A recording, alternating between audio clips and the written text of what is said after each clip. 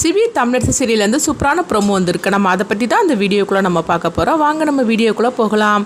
தமிழ் பார்த்தோம்னா வர்ஷினியை அழைச்சிட்டு வந்திருக்கிறாங்க. ஏன்னா வர்ஷினியை பொண்ணு பார்க்குறதுக்காக மாப்பிள்ளட்டுக்காரங்க வந்திருக்கவும் அப்போ உடனே ஜான் சொல்கிறாங்க, இவன் தான் என் வீட்டு பொண்ணு அப்படின்னு சொல்லவும் அப்போ வர்ஷினியை எங்களுக்கு ரொம்ப பிடிச்சிருக்குது. அது மட்டும் இல்லாமல் உங்கள் வீட்டு பொண்ணை எங்கள் வீட்டு மருமகளை ஆக்கிறதுக்கு எங்களுக்கு ரொம்ப சந்தோஷமாக இருக்குது. அப்படிங்கும்போது பையனோட ஃபோட்டோ வச்சுருக்கீங்களான்னு சொல்லி கேட்கும்போது அம்மா வச்சுருக்கேன்னு சொல்லிட்டு பையனோட ஃபோட்டோவையும் அவங்க கொடுக்கவும் வர்ஷினி நீ பாரு உனக்கு மாப்பிள்ளை பிடிச்சிருக்கா பாரு அப்படிங்கவும் அப்போ வர்ஷினி சொல்கிறாங்க, ஜானுமா எனக்கு இப்போ கல்யாணம் பண்ணிக்க எனக்கு இஷ்டம் இல்லை, தயவுசெய்து என்னை மன்னிச்சிடுங்க, இந்த கல்யாணத்தில் எனக்கு விருப்பம் இல்லை அப்படின்னு சொல்லவும் இது கிட்டதுமே ஜானு அதிர்ச்சடைகிறாங்க. அது மாதிரிக்கு கணேஷ் அமுதா ரொம்பவே சந்தோஷப்பட்டு இருக்கிறாங்க. அப்போ உடனே மாப்பிள்ளட்டுக்காரங்க சொல்லியிருந்தாங்க, சரி ஜானுமா எங்களுக்கு கொடுத்து வைக்கல, நாங்கள் கிளம்புறோம்னு சொல்லி கிளம்பி போகவும் அப்போ வர்ஷினி பார்த்தோம்னா ரூமுக்கு வந்துருந்தாங்க. அப்போ ஜானு வர்ஷினி கிட்ட கேட்டுட்டு இருக்கிறாங்க, என்ன வர்ஷினி உனக்கு இந்த கல்யாணம் பிடிக்கலையா இல்லை அந்த மாப்பிள்ளை பிடிக்கலையான்னு சொல்லி கேட்டுட்டு இருக்கவும் எனக்கு இப்போதைக்கு எனக்கு கல்யாணம் வேண்டாம் ஜானுமா அப்படின்னு சொல்லிடவும் ஜானுவும் சரி வர்ஷினி உன்னை நான் வற்புறுத்தலை அப்படின்னு சொல்லிட்டு அவங்க போகிறாங்க. அடுத்தது அங்கே பார்த்தோம்னா தமிழை தான் காட்டுறாங்க. தமிழ்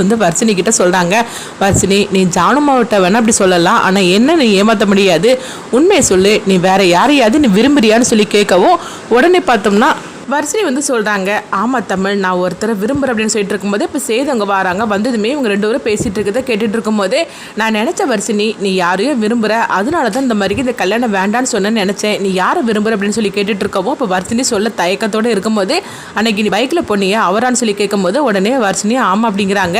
உடனே சேது பார்த்தோம்னா நம்ம தானே வர்ஷினியை அழைச்சிட்டு பைக்கில் போனோம், நம்மளை தான் விரும்புகிறாளா, அதுக்காக தான் இந்த கல்யாணமே வேண்டான்னு சொல்லிட்டாள் அப்படின்னு சேது ரொம்பவே சந்தோஷப்பட்டுட்டு போகிறாங்க. அடுத்து பார்த்தோம்னா தமிழ் சொல்கிறாங்க, வர்ஷினி உண்மையிலேயே நீ ஆசைப்பட்டபடி அந்த கல்யாணமே நடக்கும் அப்படின்னு சொல்லிட்டு போகவும் அடுத்தது பார்த்தோம்னா சேது தன்னுடைய ஃப்ரெண்டுகிட்ட சொல்லிட்டு இருக்கிறாங்க, கேடி என்னதான் வர்ஷினி விரும்புகிறா, என்ன நினச்சனால தான் அவள் இந்த கல்யாணம் வேண்டான்னு சொல்லிட்டா அப்படிங்கவும் இது கேட்டதுமே என்னடா சேது சொல்கிற, நீ சொல்கிறது உண்மையானு சொல்லி கேட்டுட்டு இருக்கும்போதே இப்போ சிபி அங்கே வந்துருந்தாங்க. என்ன சேது நீ பேசினது நான் கேட்டுட்டு தான் இருந்தேன் அப்படின்னு சொல்லவும் உடனே சேது வெக்கப்பட்டு இருக்கும்போது இதில் என்னடா வெக்கம், வர்ஷினி உன்னுடைய அத்தை பொண்ணு, அதனால உனக்கு என்ன வெக்கம் வேண்டியது கிடக்குது, நீங்கள் ரெண்டு பேரும் விரும்பி கல்யாணம் பண்ணிக்கிட்டேன்னா எங்களுக்குலாம் சந்தோஷம் தானே அப்படின்னு சிபி சொல்லவும் அப்போ தமிழ் கேட்டுட்டு இருக்கிறாங்க.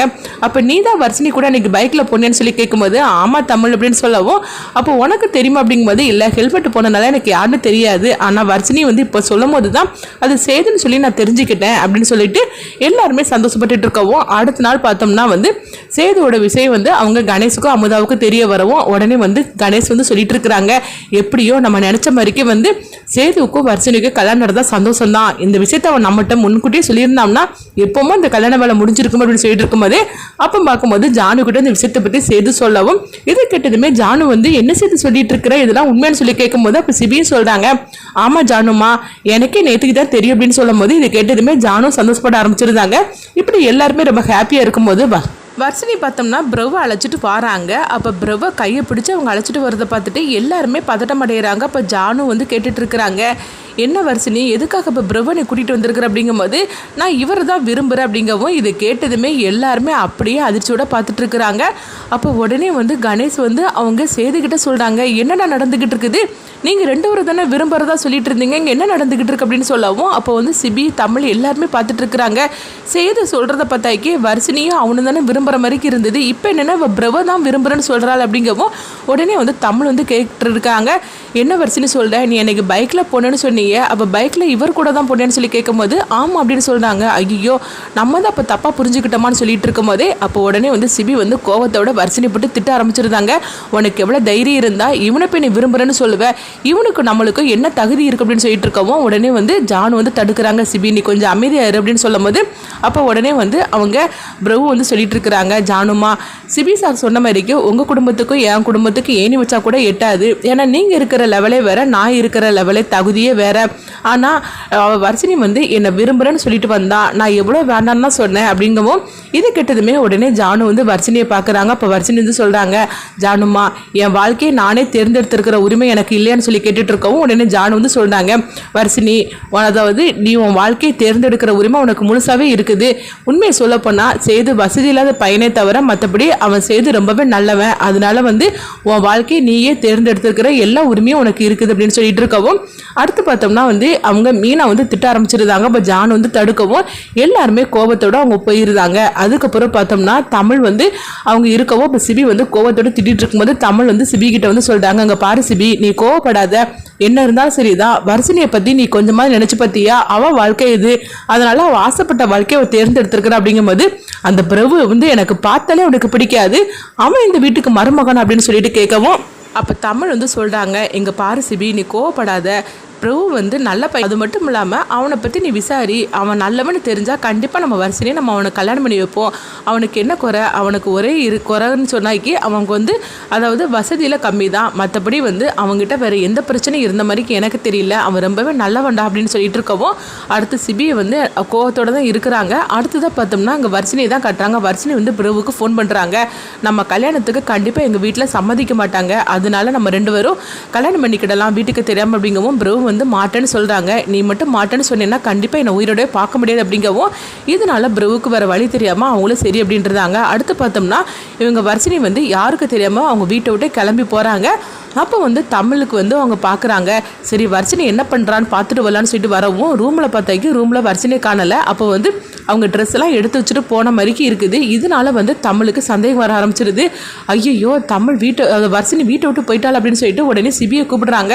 உடனே சிபியை என்ன தமிழ் தூங்கலன்னு சொல்லி கேட்கும்போது வர்ஷினி வீட்டை விட்டே போயிட்டா அப்படிங்கிறாங்க. என்ன சொல்லிட்டு இருக்கிற அப்படிங்கும், நீ சத்தம் போடாத, இந்த விஷயம் யாருக்கு தெரிய வேண்டாம், அவள் இப்போ தான் போயிருக்கணும், வா நம்ம எப்படியாவது அவளை அழைச்சிட்டு வந்துடலான்னு சொல்லிட்டு பார்த்தோம்னா தமிழும் சிபியும் வந்து அவங்க வர்ஷினியை தேட ஆரம்பிச்சிருந்தாங்க. இங்கே பார்த்தோம்னா வர்ஷினியும் பிரவும் வந்து அவங்க வீட்டை விட்டு போகிறதுக்காக அவங்களும் வந்து கிளம்பி போயிட்டு இருக்கவும் அப்போ சிபி வந்து பயங்கரமாக திட்டிகிட்டு இருக்கவும் அப்போ தமிழ் வந்து சொல்கிறாங்க, இங்கே பாரு, நான் சொல்கிறது கேளு, நீ மட்டும் கொஞ்சம் அமைதியாக இருந்து அவளை பொறுப்போட அவள்கிட்ட வந்து நீ பேசியிருந்தேன்னா இந்த அளவுக்கு அவள் நடந்திருக்காது, யாருமே நம்ம கல்யாணத்துக்கு ஒத்துக்கலன்னு சொல்லிட்டு தான் அவள் இந்த மாதிரிக்கு தப்பான முடிவெடுத்துட்டா, இப்போ நம்மளுக்கு வேண்டியது அவளை எப்படியா தேடி கண்டுபிடிக்கணும்னு சொல்லிட்டு இருக்கவும் ஒரு கட்டத்தில் பார்த்தோம்னா வர்ஷினியும் பிரவியும் அவங்க கண்டுபிடிச்சிருந்தாங்க. சிபியும் தமிழும் உடனே வந்து வர்ஷினிக்கு பலார்னு ஒரு அறையை விடுறாங்க. சிபி, உனக்கு எவ்வளவு தைரியம் இருந்தா அப்படி வீட்டை விட்டு நீ கிளம்பி வந்திருப்ப, இதெல்லாம் இவன் தான் காரணம், இவன் இப்படி சொல்லிதான் அப்படி வந்திருப்பா அப்படிங்கவும் உடனே தமிழ் வந்து தடுக்கிறாங்க. இங்க பாரு, என்ன நடந்துச்சு தெரியாம இந்த மாதிரிலாம் நீ பேசாது அப்படிங்கும்போது அப்போ உடனே வர்ஷினி வந்து சொல்றாங்க, இங்க பாரு, ப்ரோ வந்து இதுக்கு சம்மதிக்கவே மாட்டேன்னு தான் சொன்னாரு, நான் தான் அவரை வற்புறுத்தி வர சொன்னேன், அதனால எல்லா தப்புமே அவர் மேல கிடையாது, ஏன் மேலதான்,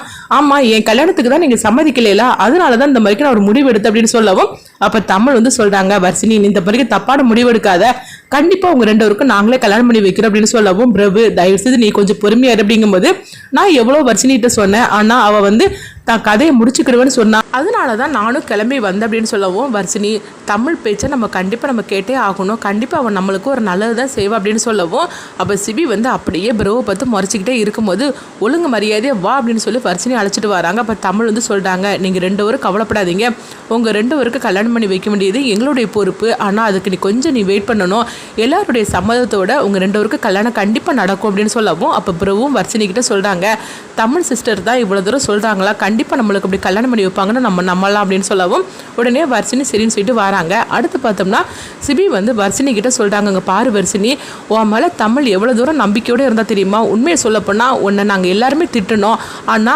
தமிழ் வந்து உன்னை பத்தி ஒரு வார்த்தை கூட அவ தப்பா சொல்லவே இல்லை, என்ன காரணம், உன் மேல அவ வச்சிருந்த நம்பிக்கை தான், ஆனா கடைசியில நீ எல்லாரையும் நீ ஏமாத்திட்டி அப்படின்னு சொல்லிட்டு இருக்கவும் அப்ப வர்ஷினி வந்து தமிழை கட்டி பிடிச்சிட்டு அவங்க அழுதுட்டு இருக்கும் போது அப்ப தமிழ் சொல்றாங்க, வர்ஷினி நீ கவலைப்படாத, கண்டிப்பா வந்து இந்த கல்யாணத்தை நடத்தி வைக்கலாம், அதனால அது வரைக்கும் நீ கொஞ்சம் பொறுமையா இருக்கணும் அப்படிங்கவும் அடுத்து சரி அப்படிங்கும்போது அடுத்து பார்த்தோம்னா சேதுவை தான் காட்டுறாங்க. அப்ப சேது வந்து தமிழ்கிட்ட சொல்றாங்க, வர்ஷினி வந்து என்ன விரும்புறான்னு சொல்லிட்டு நான் தப்பான முடிவு எடுத்துட்டேன், ஆனா எப்போ வந்து பிரபு விரும்புறான்னு தெரிஞ்சிச்சோ அவ இஷ்டப்படியே அவள் வாழ்க்கை அமையட்டும், அதனால பிரபுக்கு அவளுக்கு கல்யாணம் பண்ணி வச்சிருங்க சிஸ்டர், எப்படியாவது ஜானுமா கிட்டையும் மீனாத்துக்கிட்டையும் இந்த விஷயத்தை பத்தி நீங்க தான் பேசி சம்மதிக்க வைக்கணும் அப்படின்னு சொல்லவும் அடுத்து பார்த்தோம்னா தமிழ் வந்து களத்துல இறங்குறாங்க பிரபு எப்படிப்பட்டவர்னு சொல்லி விசாரிக்கிறதுக்காக.